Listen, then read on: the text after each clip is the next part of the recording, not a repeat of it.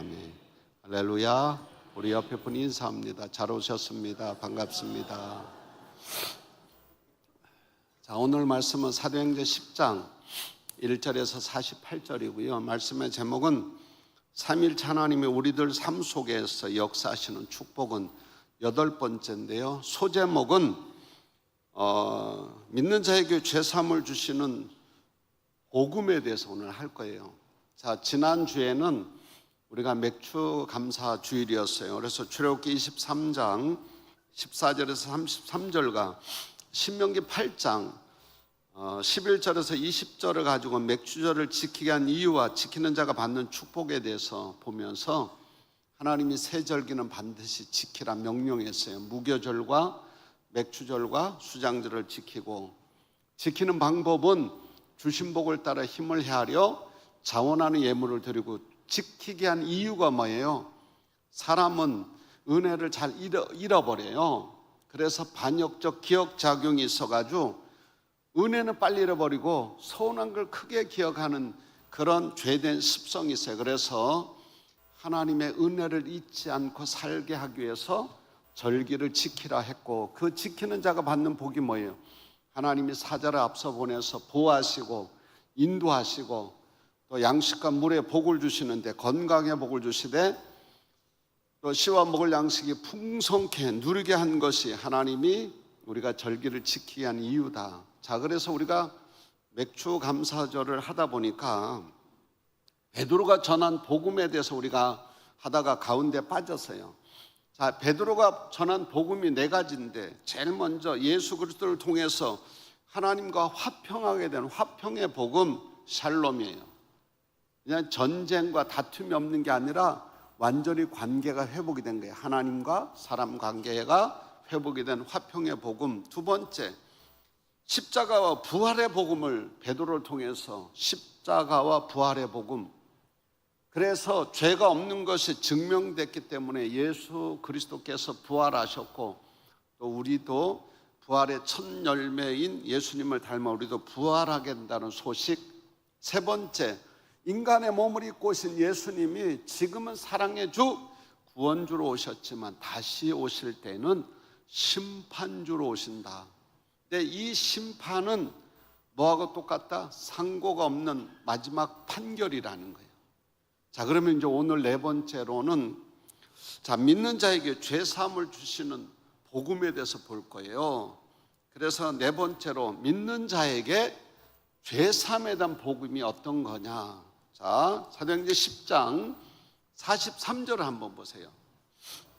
그에 대하여 모든 선지자도 증언하되 그를 믿는 사람들이 다 그의 이름을 힘입어 죄사함을 받는다 하였느니라. 자, 여기서는 중요한 단어가 믿는 사람이 믿는다라는 거하고 죄사함의 단어를 우리는 기억해야 되는데, 그에 대하여 모든 선지자도 증언하되, 선지자가 증언하되 그를 믿는 사람들이, 그가 누구예요? 예수 그리스도를 믿는 사람들이 다 그의 이름을 힘입어 죄사함을 받는다 하였느니라. 자, 여기서 믿는다라는 단어가 헬라어로는 피스티오예요. 자, 피스티오는 어떤 거냐면 전적으로 의지하고 맡기는 거예요. 그러니까 이 단어는 단순한 지적 동의가 아니에요. 수동적인 동의도 아니고 전적으로 의지하고 맡기는 거예요. 여러분들이 잘 이해가 안 되면, 저는 옛날에 비행기를 탈 때 믿음이 없을 때, 특히 제가 미국 갈 때, 미국을 한번 가는데 그때는 절로 기도가 나오더라고요. 왜? 비행기가 난기류를 만났는데 뚝 떨어지는데, 와, 승무원들이 그때 식사를 이렇게 막 하려고 했는데, 와, 이게 막 쫙 가는데요, 가슴이 덜컥 내려앉는데 아찔하더라고요. 여러분들이 비행기 탈 때 저 비행기가 어떻게 뜰까, 또 비행기가 떠서 가는데 혹시나 난기로 만나서 저 비행기가 무슨 일을 당하지 않을까, 아마 그렇게 고민하는 사람 비행기 못 탈 거예요. 근데 사람들이 다 티켓 끊어서 게이트 들어가서 착석해서 안전띠 메고 이제 비행기 이륙합니다. 그러면 슉 날아가잖아요. 근데 가다가 난기로 만났을 때는 가슴이 철렁하기도 하잖아요. 막 흔들리고. 근데 오늘 여기 피스티오라는 단어가 전적으로 의지하고 맡기는 거예요. 자, 비행기를 타는 사람들은 다 이 비행기가 아무 일 없이 목적지에 도달한다는 것을 신뢰하는 사람만 탈 거예요. 여러분들 신뢰 못하면 못 타잖아요. 그러니까 여기 피스티오라는 단어 자체가 전적으로 의지하고 맡기는데 누구한테? 누구를? 예수 그리스도를 전적으로 믿는 거예요. 자, 그래서 오늘 여기에 참된 믿음의 결과가 그러면 나타나는 게 뭐냐? 그게 죄사함을 받는 거예요. 그를 믿는 사람들이, 그가 누구예요? 예수 그리스도를 믿는 사람들이 뭘 받는다? 그 사람의 믿음이 참된 믿음의 증거가 뭐냐? 죄사함을 받는데, 여기 죄사함을 받는다라는 뜻이 헬라어로 아페시스예요. 아페시스는 어떤 뜻이냐면 놓아주다, 빛을 탕감하다, 포로에서 해방하다, 완전히 제거하다. 뭐를? 죄를 완전히 제거해서 용서와 해방과 석방이라는 뜻인데, 죄의 감옥에서 자유롭게 되는 거예요. 그래서 죄가 영이 되는 거예요. 영. 이게 바로 아페시스라는 단어라는 거예요. 그래서 죄가 없는 척 해주는 게 아니라 각자가 갖고 있는 죄의 값이 모두 지불되어서, 죄의 값이 다 지불되어서 영이 됐다라는 거예요. 자, 그러면 오늘 우리의 죄값을 누가 지불했느냐? 성경은 그를 믿는 사람들이 그의 이름을 힘입어 죄사함을 받는데, 오늘 여기서 왜 창조의 하나님이, 창조의 주님이 그냥 용서 땡 하면 될 텐데 여기서 어떤 일을 벌이는 거 보세요.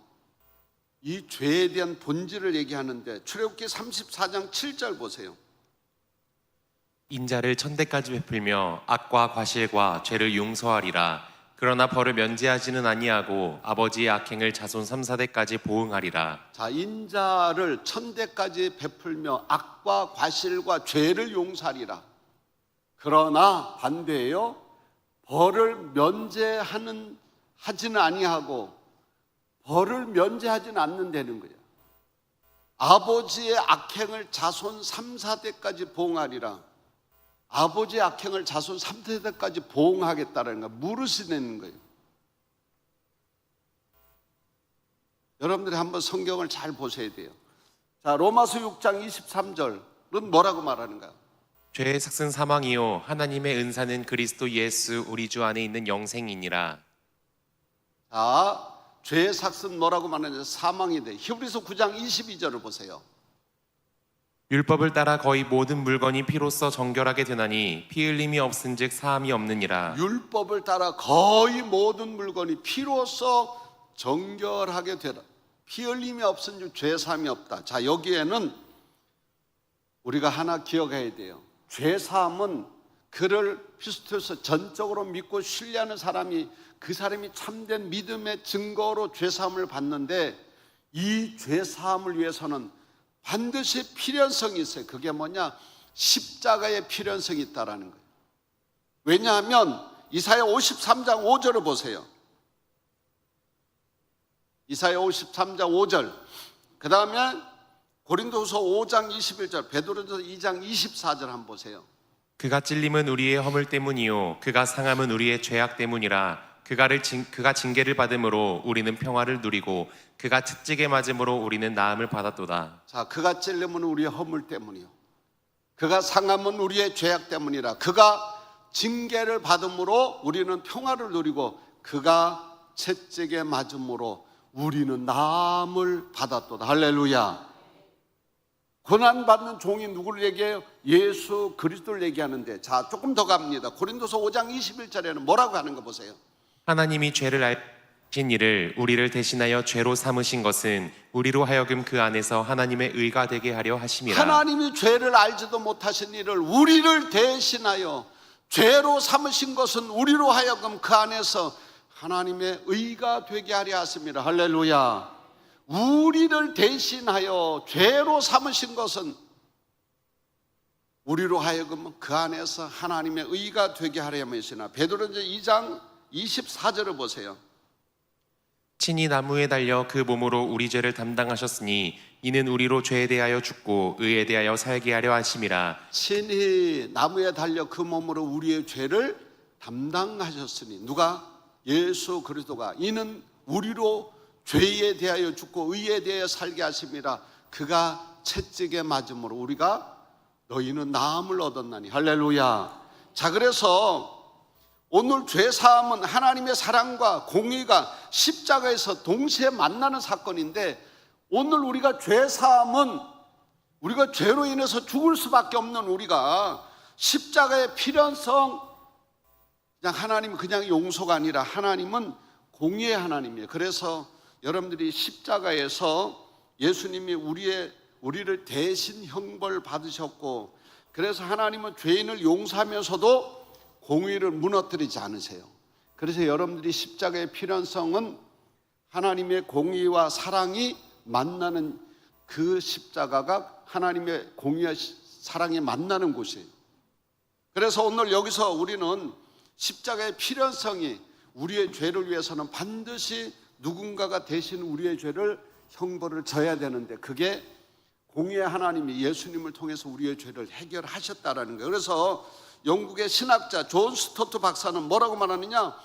하나님은 죄인을 용서하기 위하여 자신의 아들을 심판하셨다. 하나님은 죄인을 용서하기 위해서 자신의 아들을 심판했다, 이렇게 말해요. 존 칼빈은, 종교개혁자 칼빈은 십자가는 하나님의 사랑보다 먼저 하나님의 공의를 만족시킨 사건이다. 하나님의 사랑보다 공의를 만족시킨 사건이 십자가라는 거예요. 그래서 오늘 우리는 있잖아요, 여기서 하나 중요한 것을 우리는 잊으면 안 돼요. 이제는 죄로부터 해방이 됐는데, 이제는 하나님이 우리의 죄에 대해서 이중 청구서가 없다라는 거예요. 그래서 스펄전 목사님이 이렇게 얘기합니다. 예수님께서 십자가에서 우리의 죄를 갚으셨기 때문에 하나님은 2번 값을 요구하지 않는다는 거예요. 예수님의 십자가로 완전히 우리의 모든 죄를 해결하셨다. 할렐루야. 그래서 그 예수님의 이름을 힘입는 자고 예수님을 믿는 사람들은 죄사함을 받는다라는 거예요. 할렐루야. 죄사함을 받는데 영이 된다는 거예요. 영. 이 죄사함을 받는다라는 것은 완전히 해결되는 거예요. 감옥에서 자유롭게 된다라는 거예요. 감옥에서 자유롭게 되는 거예요. 그러니까 여러분들이 이 부분에 대해서 이중 청구서가 없어요. 그래서 이제는 하나님 앞에 우리의 대언자가 있어요. 누가? 예수 그리스도가 하나님 앞에 우리의 죄를 위해서 무료 변론하시는 거예요. 할렐루야. 할렐루야. 다 예수님께서 하시는 거예요. 오늘 이 설교가 여러분들이 감옥에 갔던 사람들은 만약에 죄를 탕감하고 오늘 석방하면 그 사람들은요, 야, 이게 하나님의 은혜가 뭔지를 아주, 지금 감옥에서 살고 있는 사람들이 얼마나 많아요. 여러분들이 세상의 죄값은 당연히 받게 돼 있어요. 죄값을 받는다라니까. 자, 그래서 에베소서 1장 7절에 아주 중요한 부분을 말해요. 에베소서 1장 7절 한번 보세요. 우리는 그리스도 안에서 그의 은혜의 풍성함을 따라 그의 피로 말미암아 속량 곧 죄사함을 받았느니라. 자, 요거는 가만히 띄워주세요. 우리는, 잘 보세요. 우리는, 여러분과 제 모두가, 우리는 누구 안에서? 그리스도 안에서 그의 은혜의 풍성함을 따라, 그의 은혜의 풍성함을 따라 그의 피로 말미암아. 할렐루야. 누구의 피로? 예수 그리스도의 피로 말미암아 속량 곧 죄사함을 받았느니라. 할렐루야. 여러분들이 여기 속량이란 단어가 어떤 단어냐면 합성어예요. 속량이란 단어가 헬라어로 아포하고 리트론이란 단어를 제가 설명한 적이 있어요. 리트론은 뭐냐면, 아포는 완전히 멀리 이런 뜻이에요. 리트론은 무슨 뜻이냐면 몸값, 속전, 노예를 사기 위해서 대가를 지불하는 거, 몸값이에요. 몸값. 속전이에요. 그래서 요거를 같이 붙여서 읽으면 어떻게 되느냐면 아폴리투로시스라 그래서 아폴리투로시스인데 해석하면 있는 거예요. 값을 지불하여 영원히 자유롭게 해주는 거예요. 할렐루야. 뭐를 지불하여? 값을 지불하여 영원히 자유롭게 하는 거. 누구를? 오늘 여러분과 저를. 어떤 사람? 예수 그리스도가 내 대신 내 죄와 허물을 십자가에서 피 흘려 죽으시고 그리고 죽으시고 부활했다라는 것을 우리가 믿을 때에, 믿는 사람에게는 죄값이 완전히 사해진다라는 거예요. 할렐루야. 할렐루야. 그래서 다시 한번 여기 보세요. 우리는 그리스도 안에서, 누구 안에서? 그리스도 안에서 그 은혜의 풍성함을 따라, 그 은혜의 풍성함을 따라 그의 피로 말미암아, 예수 그리스도의 피로 말미암아 속량 곧 죄 사함을 받았느니라. 할렐루야. 어떤 사람이? 그 예수님을 믿는 사람들이. 할렐루야. 할렐루야. 자, 그래서 다시 사도행전 10장 43절로 넘어가 보세요.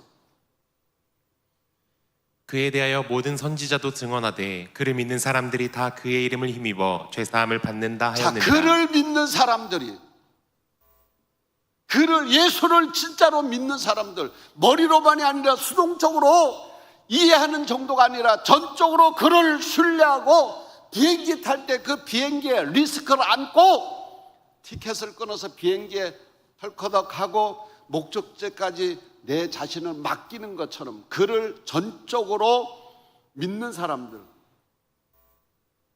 오늘 그가 누구냐면 예수 그리스도를 전적으로 의지하고 그분이 내 죄를 위해서 십자가에 죽으셨다라는 걸 내가 전적으로 속량받았다라는 것을 내가 믿는 사람들이 죄사함을 받는데, 여기에는 그냥 죄가 0 이 정도가 아니에요.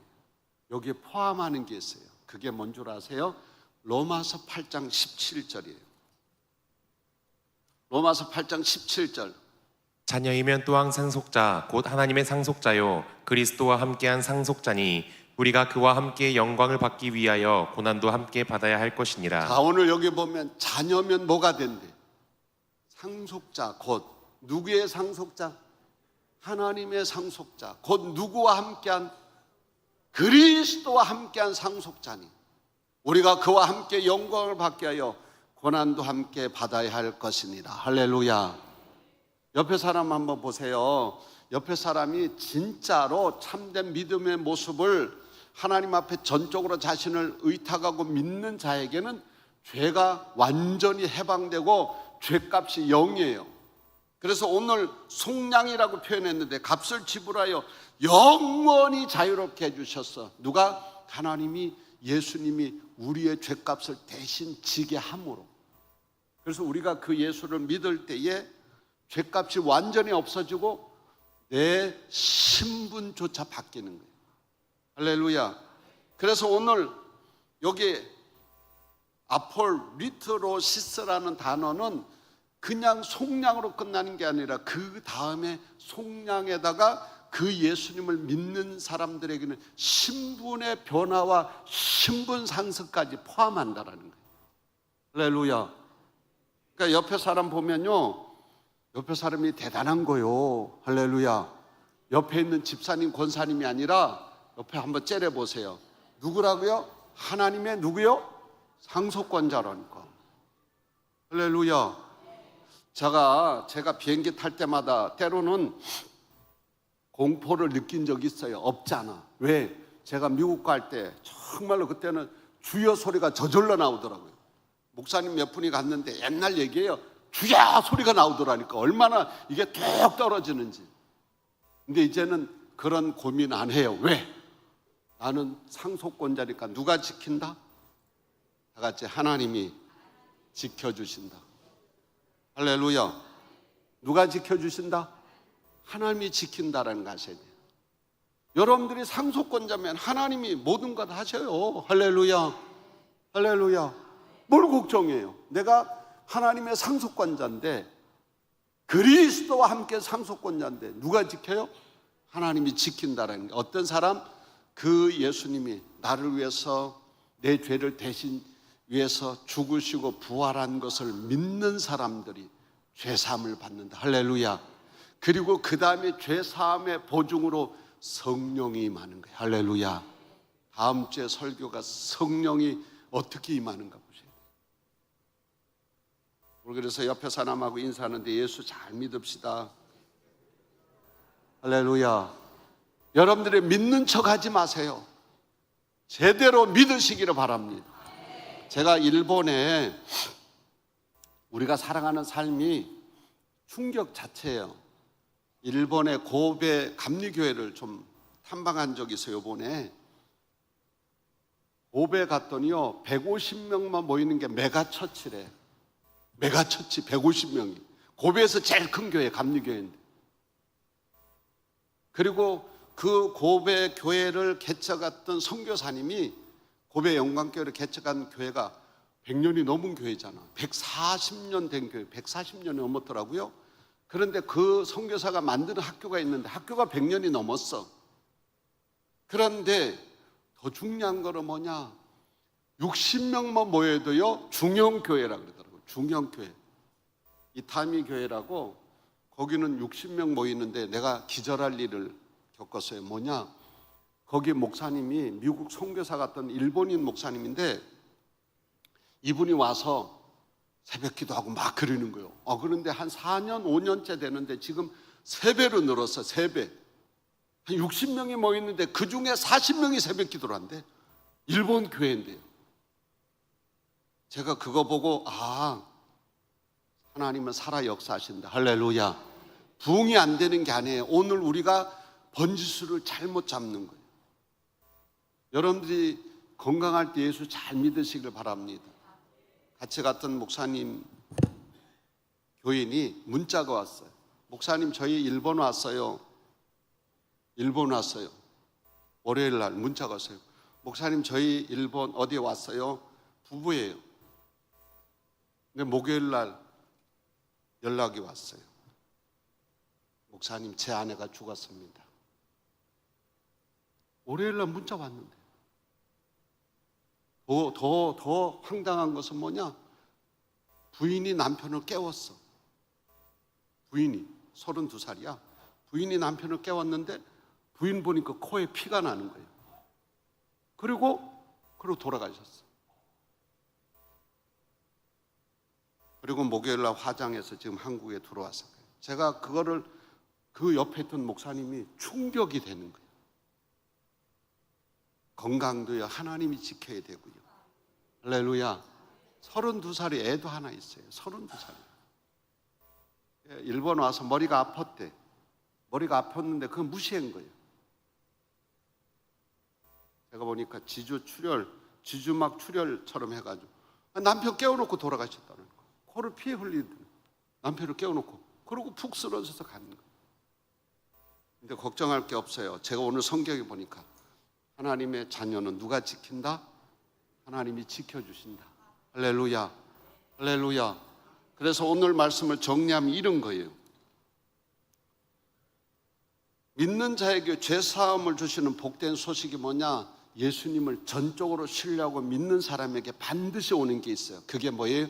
죄사함의 축복이라는 거예요. 할렐루야. 그런데 이 죄사함을 받기 위해서는 예수 그리스도의 십자가가 필요성이에요. 왜냐하면 거기가 바로 하나님의 공의와 사랑에 만나는 곳이 십자가고, 그리고 그 예수 그리스도의 십자가를 통해서 우리가 정죄로부터 완전히 해방되는 거예요. 그래서 이제 하나님이 우리의 죄에 대해서는 이중 청구서를 안 한다라는 거예요. 그것은 예수님으로 끝났다라는 거예요. 할렐루야. 그리고 완전히 속량해 주셨다. 뭐 해 주셨다? 속량해 주셨다. 이 속량은 뭐까지 포함한다? 그냥 죄가 용서받았고 해방된 걸로가 아니라 그리스도와 함께 상속권자까지도 포함하는데, 그 죄사함을, 예수님을 제대로 그냥 믿는 척이 아니라 제대로 믿는 사람에게는 하나님의 상속권자의 축복까지 임하게 될 줄로 믿습니다. 그 중심에 어느 교회? 은혜의 교회가 있는 거예요. 할렐루야. 그래서 우리가 죄사함은 우리의 의로운 행위가 아니에요. 누구의? 하나님의 예수님을 통해서, 예수를 믿을 때 예수님을 통해서만이 받는 거예요. 할렐루야. 그래서 요한복음 14장 6절에 내가 곧 길이요 진리요 생명이니 나로 말미암지 않고는 아버지께로 올 자가 없느니라. 할렐루야.